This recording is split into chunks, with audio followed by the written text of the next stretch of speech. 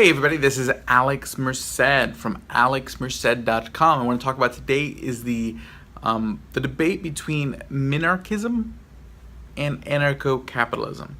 Now, if you haven't spent that much time within the libertarian movement, the majority of libertarians really kind of fall into two main camps. There's a lot of other periphery camps, but the two big ones are minarchy, which minarchy stands for minimal rule. So the idea is to minimize the state to only doing its absolutely most necessary thing. So the idea is that there should be some level of government.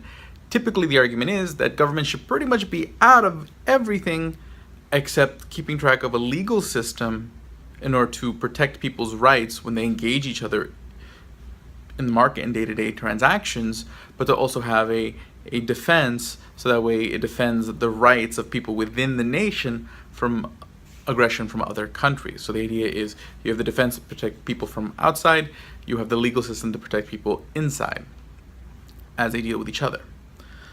And aside from that, the rest should be figured out among individuals just interacting with each other and living life day to day.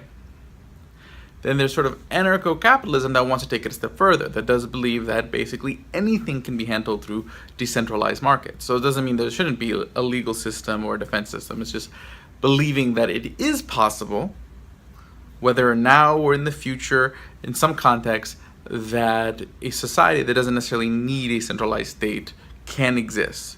So you'd still have all the same institutions you imagine now, they would just be different, set up differently, and oftentimes in competitive markets. So you actually might have competing legal systems, competing defense systems, and you would have the same dynamics of a market where there's competition that drives down costs, drives up quality, allows people to figure out sort of different logistical things, etc. So anarcho-capitalism just sort of applies this sort of market-based, individualist thinking across the board, sort of its most extreme application.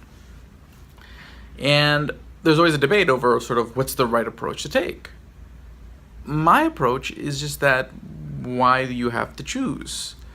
Bottom line, it should just always be about decentralizing things, protecting people from aggression, honoring self-ownership, just protecting people's rights and pushing as far as you can in protecting people's rights. And you just keep pushing.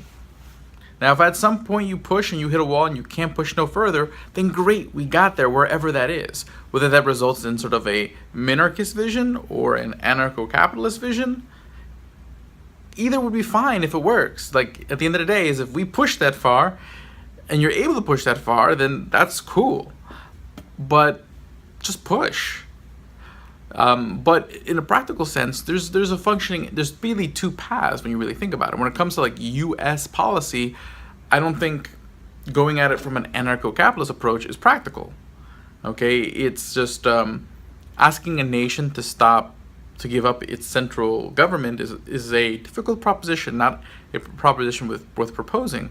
But I do think there's a lot of benefit from having a sort of a minarchist approach in politics, in the sense of it's a more tangible idea. And two, I don't expect that the government will actually shrink, me personally. The nature of the state, the mechanics of the state, the mechanics of the politics of the state leads it to grow. So to me, the best case scenario is that minarchists and other libertarians get involved in government to help slow down or at least stop the growth.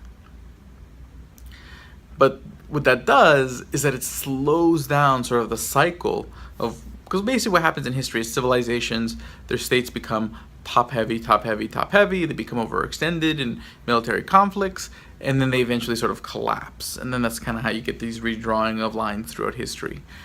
So the idea is to delay that and sort of allow the anarcho-capitalists to develop the lifeboat, in the sense that instead of there having to be this immense collapse with a huge amount of pain at some point down the road, if there's alternative institutions, the Bitcoins of the world, the seasteading institutes of the world, if those projects, which are right now in their infancy, can have some more time to develop and get to where they're going, because minarchists are able to slow down or stop the growth of the state long enough for that lifeboat to exist, then you might be able to save society a lot of pain at some point in the future, whenever the state does get to that sort of collapse on itself point. And again, it's just something that happens in history. Take a look at generally any society in history. You have those periods of history. Doesn't necessarily mean that nation ends.